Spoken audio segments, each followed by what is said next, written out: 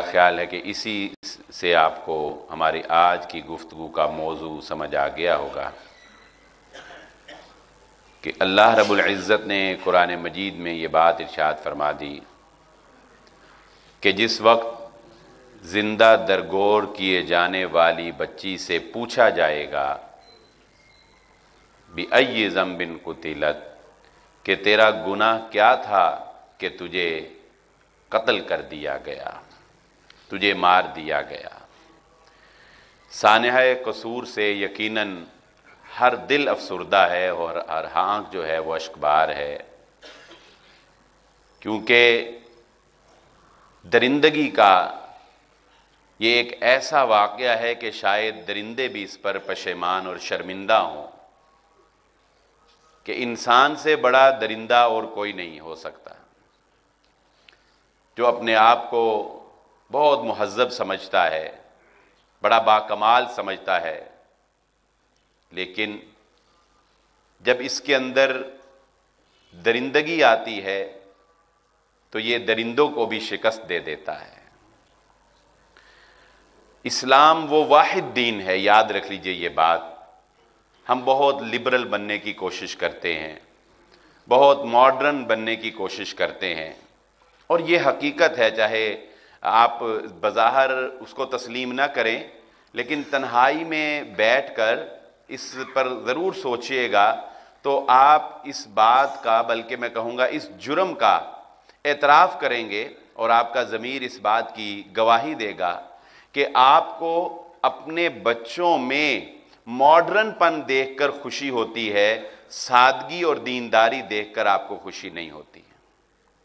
یہ حقیقت ہے، بیٹا ہو یا بیٹی ہو، ماڈ اسکواڈ ہو، جدید لائف سٹائل سمجھتا ہو تو آپ کو خوشی ہوتی، سادہ مزاج ہو، دین کو ترجیح دینے والا ہو، دین کی طرف زیادہ راغب ہو تو آپ کو خوشی نہیں ہوتی۔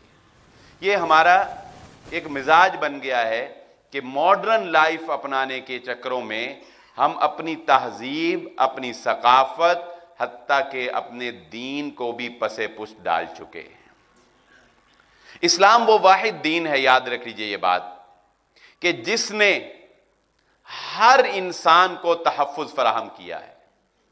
ایک چھوٹے سے بچے سے لے کر، ایک پیدا ہونے والی بچی سے لے کر بوڑھے ہونے تک، اگر چشم فلک نے کسی کی سلطنت میں یہ نظارہ دیکھا ہے کہ ایک عورت اپنے ہاتھ میں سونا اچھالتے ہوئے ایک جگہ سے دوسری جگہ پر جاتی ہے اور اسے اس بات کا بھی خوف نہیں ہے کہ کوئی اسے میلی آنکھ سے بھی دیکھے گا، تو وہ دور صرف اور صرف عمر بن خطاب رضی اللہ تعالیٰ عنہ کا دور تھا، جو اسلامی سلطنت کا دور تھا، جو اسلامی حکومت کا دور تھا۔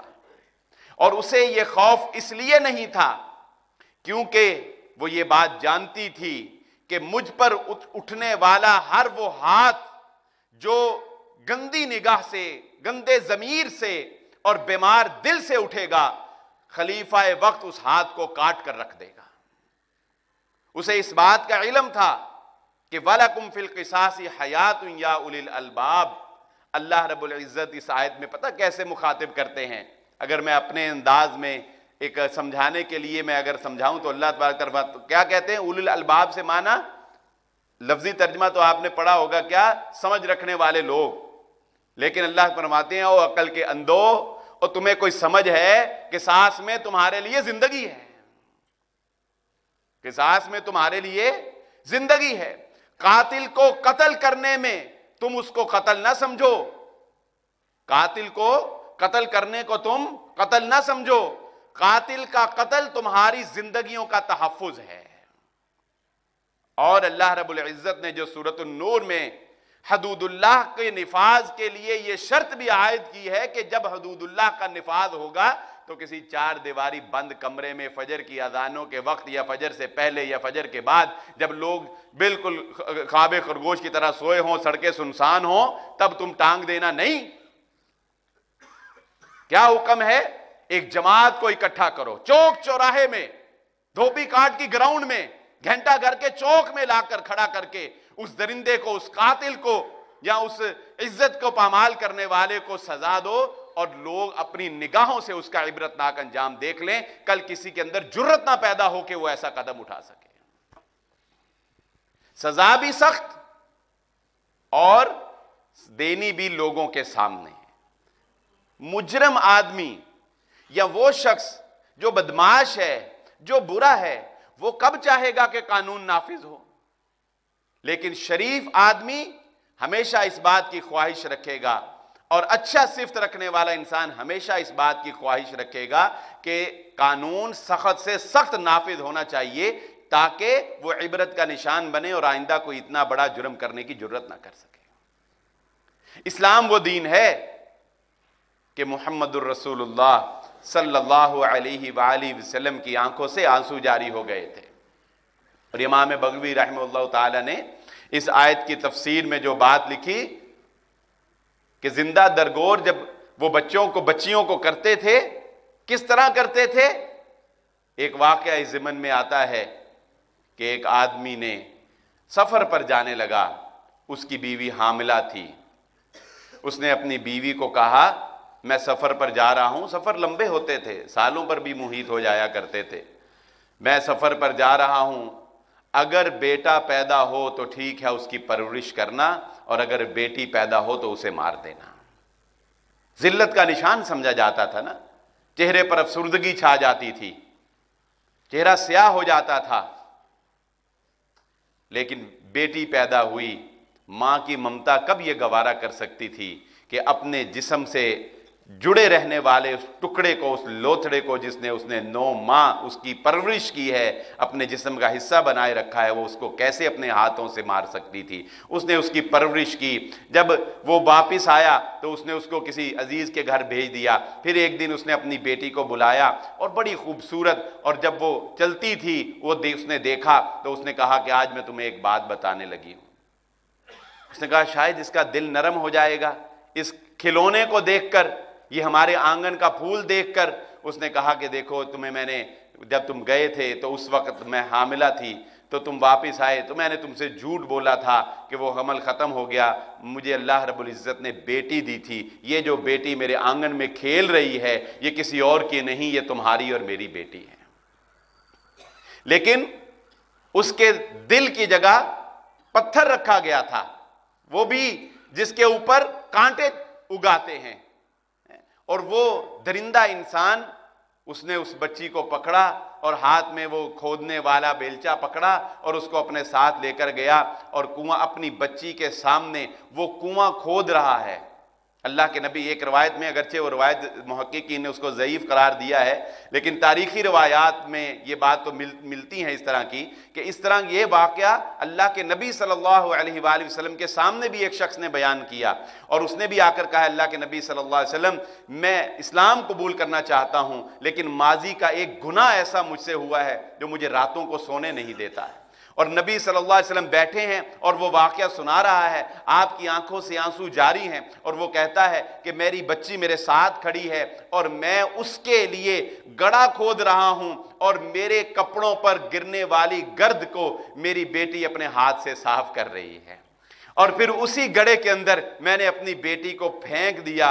اے اللہ کے نبی صلی اللہ علیہ وسلم، وہ مجھے پکارتی رہی، بابا کہتی رہی، وہ پوچھتی رہی، مگر مجھے ترس نہیں آیا۔ میں اس کے اوپر مٹی ڈالتا گیا، حتیٰ کہ وہ آخری مٹی کا ڈھیر بھی میں نے اس کے اوپر پھینک دیا جس نے اس کی آواز کو بند کر دیا۔ یہ گناہ مجھے راتوں کو سونے نہیں دیتا۔ اللہ کے نبی صلی اللہ علیہ وسلم کی آنکھوں سے آنسو جاری تھے، اور آپ نے فرمایا وَإِذَا الْمَوْءُودَةُ سُئِلَتْ بِأَيِّ ذَنبٍ قُتِلَتْ، تجھ سے پوچھا ضرور جائے گا کہ تو نے اتنا بڑا گناہ کیوں کیا ہے، تیری اس بچی سے ضرور پوچھا جائے گا کہ تو نے کس جرم کی پاداش میں اس کو زندہ درگور کر دیا تھا۔ یہ اسلام ہے جو انسانوں کو انسان بناتا ہے، انہیں درندگی سے بچاتا ہے۔ محمد الرسول اللہ صلی اللہ علیہ وآلہ وسلم کی زوجہ محترمہ حضرت عائشہ صدیقہ رضی اللہ تعالی عنہ گھر میں اکیلی ہیں، دستک ہوتی ہے، ایک عورت، اس کے دائیں جانب بھی ایک بیٹی ہے، اس کے بائیں جانب بھی ایک بچی ہے۔ اس نے سوال کیا کہ کچھ چیز کھانے کے لیے ہو تو مجھے دی جائے۔ حضرت عائشہ صدیقہ رضی اللہ تعالیٰ عنہ نے ایک کھجور تھی گھر میں، وہ اس کو دے دی۔ جب اللہ کے نبی صلی اللہ علیہ وسلم تشریف لائے تو نبی صلی اللہ علیہ وسلم کو حضرت عائشہ نے یہ واقعہ، یہ منظر بیان کیا اور کہا کہ میں حیران ہوئی کہ یہ عجیب سی بات میں نے آج دیکھی۔ کیا دیکھا؟ انہوں نے بتایا اس طرح ایک عورت آئی اور کہا کہ جب میں نے اس کو وہ کھجور کا ٹکڑا دیا تو ظاہر ہے وہ عورت بھی تو بھوکی ہوگی نا، جو مانگنے آئی ہے وہ اس کو بھی تو بھوک نے ستایا ہوگا، لیکن کہا کہ وہ ماں تھی، ایک بیٹی اس کے دائیں جانب تھی، ایک بیٹی اس کے بائیں جانب تھی، اس نے کھجور کو 2 حصوں میں تقسیم کیا، ایک ٹکڑا اپنی دائیں کھڑی بیٹی کو دے دیا، ایک اپنی بائیں طرف کھڑی بیٹی کو دے دیا۔ اللہ کے نبی صلی اللہ علیہ وآلہ وسلم نے فرمایا عائشہ، جس کو اللہ رب العزت نے بیٹیاں عطا کی ہیں اس نے خلوص نیت کے ساتھ ان کی پرورش کی اور ان کو بیاہ دیا، ان کی اچھی تربیت کی، اس کے بدلے اللہ رب العزت اس کو جنت عطا فرما دے۔ یہ نعمت اللہ رب العزت نے صرف بیٹی کی خدمت میں رکھی ہے۔ بیٹوں کی تو انسان خواہش کرتا ہے اور کرنی بھی چاہیے، انبیاء کرام نے خواہش کی ہے ربی حب لی من الصالحین، لیکن اللہ رب العزت نے بیٹی کی پرورش میں یہ انعام رکھا ہے کہ باپ، لیکن یہ دیکھیں یہ کتنی بڑی شرط ہے ساتھ، بیزاری سے نہیں، بوجھ سمجھ کر نہیں، بھار سمجھ کر نہیں۔ اگر بوجھ سمجھ کے کیا کہ اب گلے پڑ ہی گئی ہے، اگر بیزاری سے کیا کہ اب یہ مصیبت میرے پاس آئی گئی ہے تو پالنا تو ہے نا اس کو، اور اس کے ساتھ برا سلوک کر کے اگر اس کی پرورش کی، پھر یہ بشارت نہیں ہے۔ یہ بشارت کس کے لیے ہے؟ جس نے خلوص نیت کے ساتھ اللہ کی رحمت سمجھ کے، اس کو کمزور سمجھ کے اس کی پرورش کی۔ اللہ کے نبی صلی اللہ علیہ وآلہ وسلم نے فرمایا اس کو اللہ رب العزت اس بچی کی پرورش کے بدلے اللہ رب العزت اس کو جنت عطا فرماتے ہیں۔ اور ایک باپ ہی سمجھ سکتا ہے کہ بیٹی کی محبت کیا چیز ہوتی ہے۔ محمد الرسول اللہ صلی اللہ علیہ وآلہ وسلم نے اپنی بیٹی، اپنے لخت جگر، سیدہ خاتون جنت حضرت فاطمہ رضی اللہ تعالیٰ عنہ کے بارے میں فرمایا تھا، فاطمہ تو بضعۃ منی، فاطمہ میرے جگر کا ٹکڑا ہے، میرے جسم کا حصہ ہے۔ جس نے فاطمہ کو تکلیف دی اس نے مجھے تکلیف دی۔ لیکن آپ حدود اللہ کا ذرا نفاذ دیکھیں۔ ایک قبیلے کی عورت، اس کا نام بھی فاطمہ تھا، اور اس نے چوری کر لی، اب سردار خاتون تھی، صحابہ اکرام نے حضرت زید رضی اللہ تعالیٰ عنہ کو سفارش کے لیے بھیجا، اتنے ہو سکتا ہے کوئی حدود اللہ میں نرمی پیدا کر دی جائے۔ اللہ کے نبی صلی اللہ علیہ وآلہ وسلم نے فرمایا کیا تم اللہ کی حدود میں مجھ سے سفارش کرنے آئے ہو؟ میں کہتا ہوں لو سرقت فاطمہ بنت محمد صلی اللہ علیہ وسلم لقطعت یدہا، اگر یہ چوری میری بیٹی فاطمہ نے بھی کی ہوتی میں اس کا بھی ہاتھ کاٹ کے رکھ دیتا۔ حدود اللہ کے نفاذ میں سب برابر، حدود اللہ کا معاملہ آ جائے تو سب ایک، جہاں انصاف کا معاملہ آ جائے وہاں کوئی معیار نہیں ہے، وہاں صرف معیار اللہ کا قرآن، محمد رسول اللہ صلی اللہ علیہ وسلم کا فرمان، وہاں تعزیرات اسلامی کا نفاذ ہے۔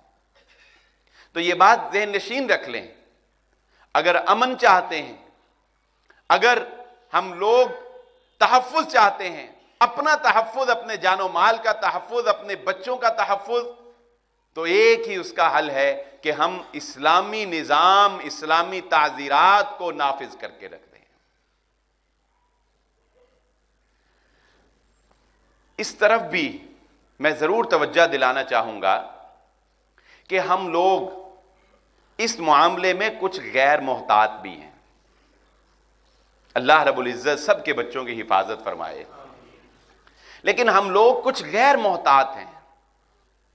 دوسرے کی بات تو دوسرے پر رہی، اسلام ہمیں اس بات کی بھی اجازت نہیں دیتا کہ ہم اپنے اوپر بھی اعتماد کریں۔ اسلام ہمیں اس بات کی بھی اجازت نہیں دیتا کہ ہم اپنے اوپر، انسان اپنے آپ کو کانفیڈنٹ سمجھے کہ میں بڑا پاورفل ہوں, اپنے اوپر کنٹرول رکھ سکتا ہوں, 4 بندے شراب پیتے ہوں, میں پاس بیٹھا بھی ہوں, میں ہاتھ نہیں لگاؤں گا. نہیں, اسلام کہتا ہے جہاں 4 بندے شراب پیتے ہوں تجھے اس محفل میں بیٹھنا ہی نہیں ہے. جہاں تیرے دوست فحش باتیں کرتے ہوں, لڑکیوں کو پھنسانے کے طریقے سیکھتے ہوں, جہاں پر زنا کے راستے کھلتے ہوں, اسلام کہتا ہے لا تقربوا الزنا. کبھی یہ نہ سمجھی کہ تجھ پر شیطان کا زور نہیں چلے گا, تو بڑا پاورفل ہے, تیرا ایمان بڑا مضبوط ہے, تجھ پر کوئی حملہ آور نہیں ہو سکتا, تجھے کوئی بہکا نہیں سکتا, تجھے کوئی ورغلا نہیں سکتا. کبھی نہیں اپنے اوپر اعتماد نہ کرنا, اس راستے پہ چلنے کی کوشش نہ کرنا جو راستہ برائی کی طرف جاتا ہے. جائز راستہ, صحیح طریقہ. اچھا یہ تو اپنے کی بات ہے, تو کسی دوسرے پر اعتماد, اس معاملے میں سب سے سینسٹیو بات, سب سے حساس نقطہ وہ ہے جس کو محمد الرسول اللہ صلی اللہ علیہ وآلہ وسلم نے ایک سوال کے جواب میں, پردے کے متعلق ایک سوال کے جواب میں واضح کر دیا. جب اللہ کے نبی صلی اللہ علیہ وآلہ وسلم سے یہ پوچھا گیا کہ الحمو, جس کا عام ترجمہ ہم کرتے ہیں دیور, کہ دیور سے پردے کے بارے میں آپ کا کیا خیال ہے؟ اللہ کے نبی صلی اللہ علیہ وسلم نے فرمایا وہ تو موت ہے. لیکن اس دیور, اس لفظ کا الحم کا دیور ترجمہ کر دینا, اس کو بہت محدود کر دینا ہے. اصل میں لغوی اعتبار سے یہ لفظ ہر اس رشتے کے لیے بولا جا سکتا ہے, بولا جاتا ہے جس کا آپ کے ساتھ حساس تعلق ہوتا ہے. یہ حساس تعلق میں پتہ کس سینس میں کہہ رہا ہوں؟ ایسا رشتہ جس کو جھجکتے جھجکتے اپنے گھر میں آنے سے روک نہیں سکتے, اپنے گھر میں آنے سے روک نہیں سکتے, اور وہ رشتہ غیر محرم ہوتا ہے. مثال کے طور پہ چلے دیور کی مثال لے لیتے ہیں. اب دیور خامند کا بھائی ہوتا ہے, تو اگر کوئی عورت یہ کہے کہ تمہارے بھائی سے میں کے سامنے میں نہیں آؤں گی, تو جانتے ہیں ہمارے معاشرے میں پہلا جواب جو ساس کی طرف سے یہ آئے گا کہ میرے پتر تے الزام لاندی ہے, میرے بیٹے پہ شک کرتی ہے یہ تیری بیوی. یہ آئے گا کہ نہیں آئے گا؟ اور اسی طرح ہمارے وہ رشتے جو کزنز میں آتے ہیں, وہ نانکوں کی طرف سے ہوں تو ماں کہے گی میرے رشتہ داروں پہ شک, میرے بھانجے بھتیجے کو اس طرح کے ہیں. اور اگر باپ کے رشتہ داروں سے کوئی رکاوٹ پیدا کرنے کی کوشش کرے تو باپ کھڑا ہو جائے گا کہ میرا خاندان ہے, کون انہیں میرے گھر میں آنے سے روک سکتا ہے. یہ ہمارا رویہ ہے, یہ ہمارا رویہ ہے کہ کزن سے کلوز ہونے کو ہم عیب نہیں سمجھتے. اور یہی وہ رشتے ہیں, یہی وہ حساس رشتے ہیں جن کو روکتے ہوئے آپ جھجک محسوس کریں گے, اور ان کا آپ کے گھر میں آنا جانا ہوگا. ان کے بارے میں اللہ کے نبی صلی اللہ علیہ وآلہ وسلم نے فرمایا تھا الموت, وہ تو موت ہے. اس کے محدثین نے مختلف معنی بیان کیے ہیں کہ جو نبی صلی اللہ علیہ وآلہ وسلم نے جو یہ بیان فرمایا کہ وہ تو موت ہے, اس کا مطلب کیا ہے. میں اس کو آپ کو نا ایک آسان سے محاورے سے میں سمجھاتا ہوں. ہم عام طور پہ یہ جملہ اپنے محاورے میں استعمال کر لیتے ہیں کہ یار اگر خدا نہ خواستہ ایسے ہو جائے تو میں تے ماریا گیا, کہتے ہیں نا ہم. یا اگر کوئی خدا نہ خواستہ بڑا حادثہ ہو جائے تو ہم کہتے ہیں کہ بس میں جیتے جی مارا گیا.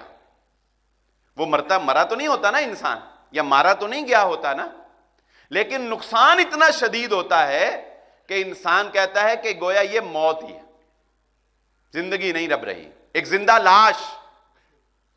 اللہ کے نبی صلی اللہ علیہ وسلم نے فرمایا الحمد, یہ جو ایسے ریلیشن, ایسے رشتے ہیں نا, خدا نہ خواستہ ان سے اتنا بڑا نقصان ہونے کا خطرہ ہے کہ تم گویا مارے ہی گئے. اتنا بڑا نقصان ان سے تمہیں ہو سکتا ہے کہ پھر تم کہو گے گویا ہم تو مارے گئے. تو بتائیں ہوتا ہے کہ نہیں؟ اللہ تعالیٰ سب کی عزتوں کی حفاظت فرمائے. اگر ایسا کبھی خدا نہ خواستہ ہوتا ہے نا معاشرے میں، ہم دیکھتے ہیں پڑھتے ہیں، اگر ہو جائے تو پھر بتائیں انسان کے پلے کیا رہ جاتا ہے؟ ایسے ہی ہوتا ہے کہ پھر وہ جیتے جی مارا گیا، پھر وہ جیتے جی مارا جاتا ہے. تو اللہ کے نبی صلی اللہ علیہ وسلم نے بہت پہلے بڑے مختصر سے الفاظ میں، دیکھیں کتنی مختصر سے الفاظ میں جوامع الکلم جو اللہ کے نبی صلی اللہ علیہ وسلم کو عطا کیے، کتنا بڑا مفہوم بیان کر دیا. گویا کہ ہمیں یہ بات سمجھا دی کہ اپنے بچوں کو، اپنی بیٹیوں کو، چاہے وہ بیٹے ہوں چاہے وہ بیٹیوں ہوں، ان کو ابتدا سے ہی قطعاً ایسے رشتوں کے کلوز نہ ہونے دو. اس میں بہنوئی بھی آتا ہے، یاد رکھ لیجئے یہ بات. بہنوئی سے پردہ ہے، اس میں خالو بھی ہے، اس میں پھوپھا بھی ہے. اگرچہ یہ وہ رشتے ہیں جو عارضی طور پر ان سے نکاح نہیں ہو سکتا ایک رکاوٹ کی وجہ سے. اس میں چچی بھی ہے. یہ کتنے نازک رشتے ہیں، لیکن ان سے صرف ایک ریلیشن کی وجہ سے نکاح نہیں ہو سکتا. وہ ریلیشن ختم ہو جائے تو نکاح ہو سکتا ہے. چچی، اگر آپ کی چچی نہ رہے، آپ کے چچا اس کو ڈائیورس دے دیں، تو اب آپ کا اس کا وہ رشتہ ختم، آپ اس سے نکاح کر سکتے ہیں. خالو، اگر خالو نہ رہے، وہ خالہ کے ساتھ علیحدگی اختیار کر لے، تو اب اس کا آپ کا وہ رشتہ ختم، اب آپ کا اس سے نکاح ہو سکتا ہے.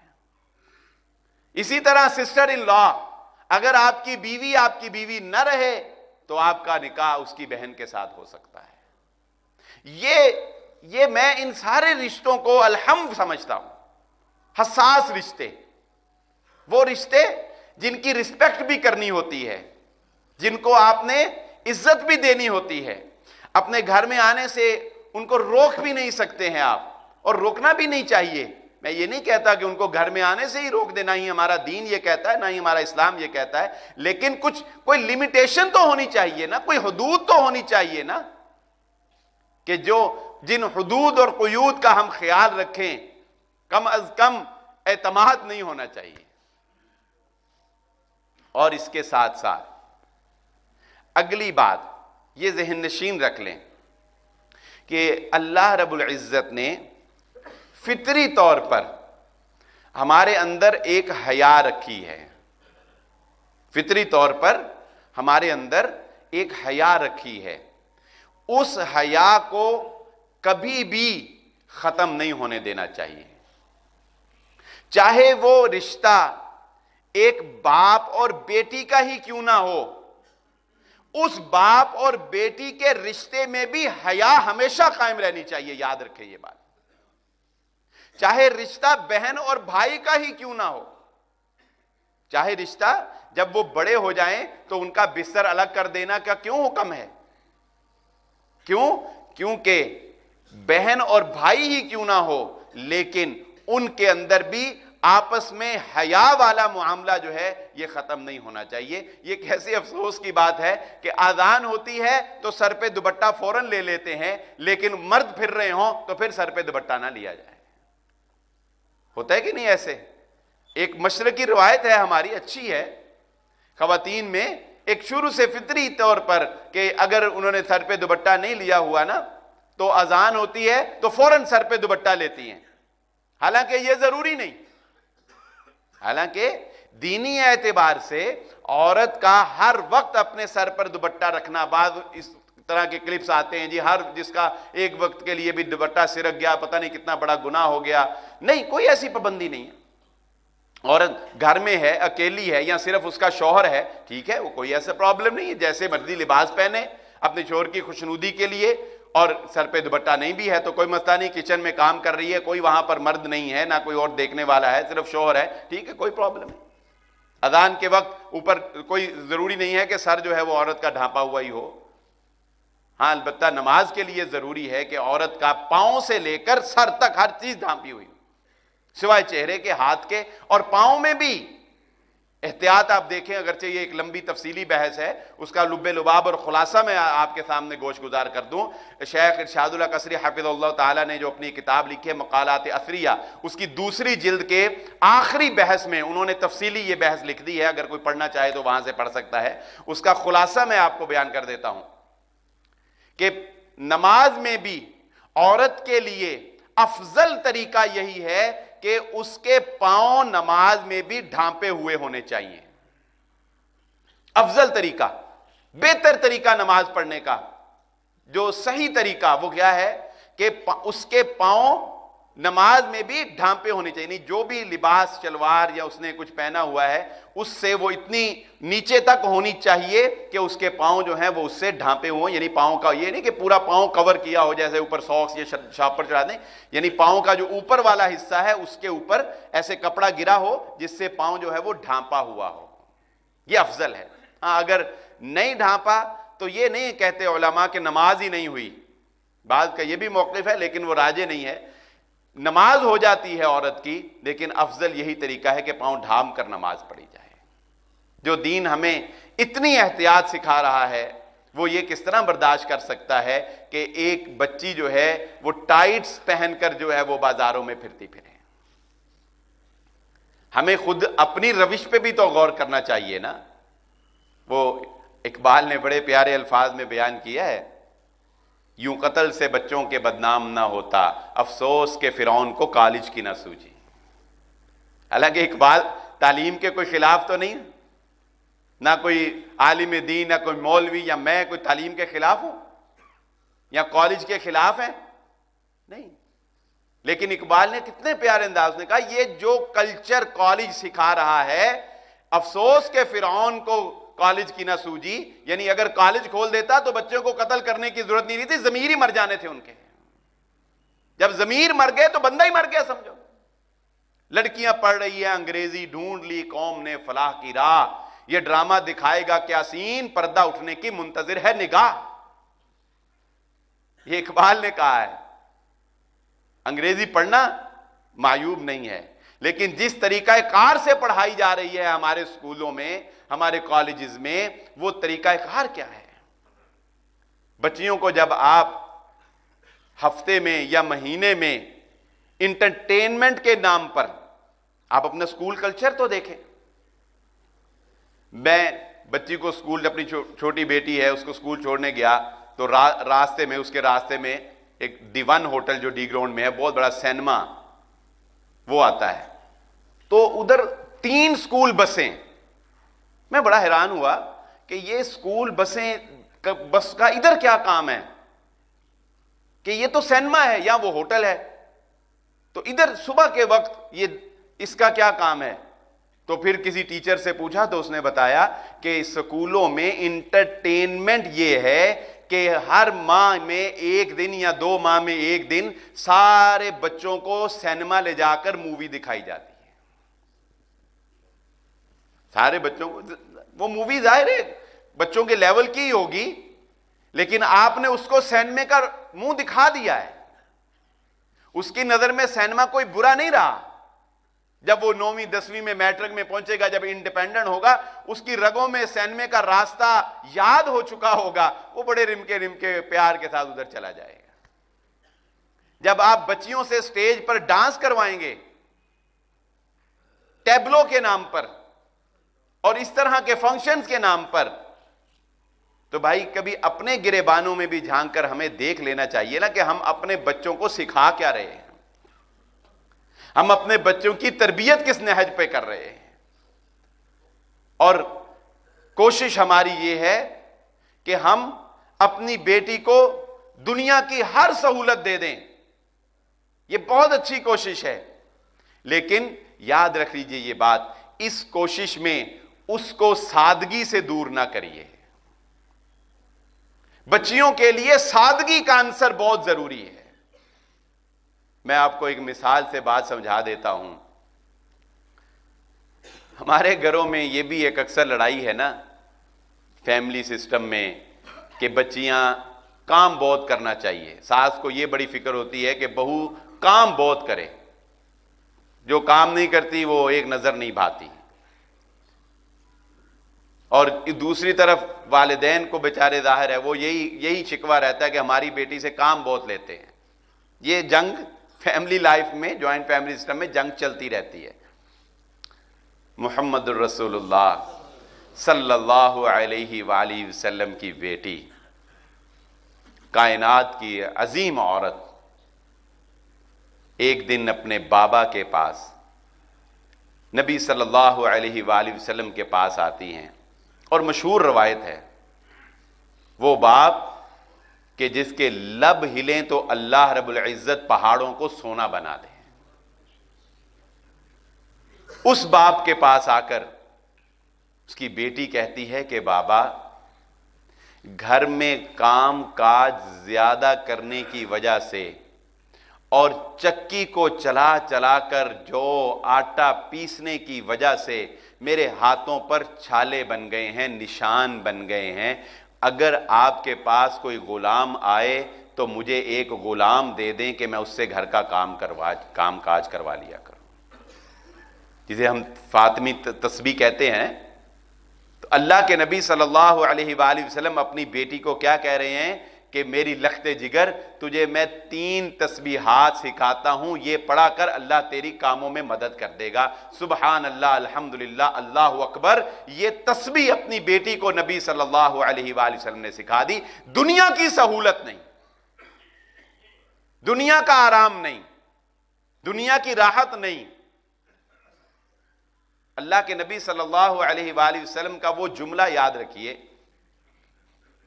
یہ جتنے بھی سامان آسائش ہیں یہ ہمارے راحت کے سامان ہیں، ہماری زندگی میں سہولیات پیدا کرتے ہیں، ہمیں سادگی سے دور کرتے ہیں.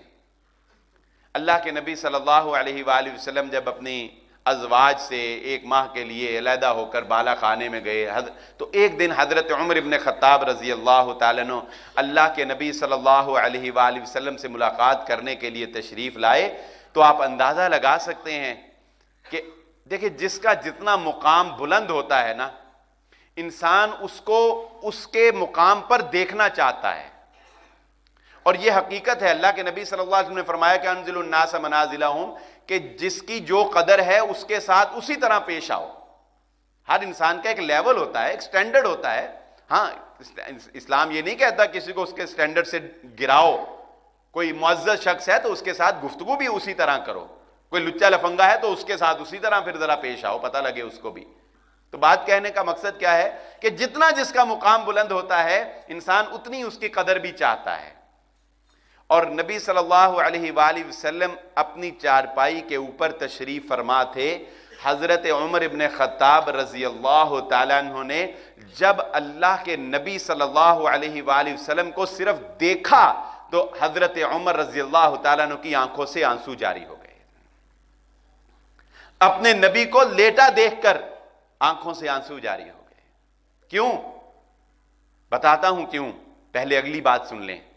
کہنے لگے اللہ کے نبی صلی اللہ علیہ وسلم، وہ کافر اللہ سے دور، ان کے لیے اتنے عظیم و شان تخت جن کے اوپر ہیرے جواہرات لگے ہوئے ہوں، اور کائنات کے امام رحمت للعالمین آپ، اللہ کے حبیب، اللہ کے محبوب، آپ اس چارپائی پر. اور جانتے ہیں حضرت عمر کی آنکھوں میں آنسو کیوں آئے؟ وہ کھجور کی بنی ہوئی چارپائی تھی اور اللہ کے نبی صلی اللہ علیہ وسلم کے شانہ مبارک پر اس کھجور کے ٹہنی کا نشان پیوست ہو گیا تھا اور جسم میں نشان نظر آ رہا تھا. جب آپ جسے منج کہتے ہیں یا اس طرح وان کی انہی چارپائی پر بغیر بستر کے لیٹے نا، تو کچھ دیر اگر آپ لیٹے رہیں تو اٹھیں گے تو آپ کے جسم پہ نشان پڑ گیا ہوگا نا وہاں پر. وہ نشان بغیر بستر کے چارپائی، کھجور کی شاخوں کی بنی ہوئی، اس نشان کو دیکھ کر حضرت عمر ابن خطاب رضی اللہ تعالیٰ عنہ کی آنکھوں سے آنسو جاری ہو گئے. اللہ کے نبی صلی اللہ علیہ وآلہ وسلم نے وہ بات ارشاد فرمائی. آپ نے فرمایا عمر، کیا تو اس بات پر خوش نہیں ہے کہ ان کے لیے دنیا اور ہمارے لیے اللہ رب العزت نے آخرت میں جنت میں نعمتوں کو رکھا ہوا ہے. اپنی بچیوں کو اگر دنیا کی سہولتیں آپ نہ بھی دے سکیں، اللہ کی قسم اللہ آپ سے نہیں پوچھے گا. اگر اپنی بچی کو دین نہ سکھا سکے، تمہارا گریبان ہوگا، تمہاری بچی کا ہاتھ ہوگا.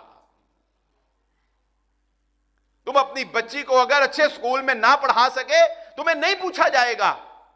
اگر اپنی بچی کو پردہ کرنا نہ سکھایا کل تمہارا گریبان ہوگا, تمہاری بچی کا ہاتھ ہوگا. محمد الرسول اللہ صلی اللہ علیہ وسلم نے اپنی بیٹی کو اگر دنیا کی آسائش نہیں دی تو نہیں دی, لیکن دنیا کے اندر دین اتنا سکھایا کہ محمد عربی صلی اللہ علیہ وسلم کی بیٹی کا جنازہ رات کو اس لیے اٹھا کہ کسی غیر مرد کی نگاہ اس کے جنازے کے اوپر بھی نہ پڑ سکے. یہ ہے باپ کی تربیت, دین کو ترجیح دینا, اپنے بچوں کو دین سکھانا. دنیا کی سہولیات انسان دیتا ہے اپنی حیثیت کے مطابق, دینی بھی چاہیے, مگر دین کو پسے پش ڈال کر نہیں. اللہ رب العزت سے دعا ہے اللہ مجھے اور آپ کو جو کہا اور جو سنا سمجھنے کی اور عمل کرنے کی توفیق عطا فرمائے.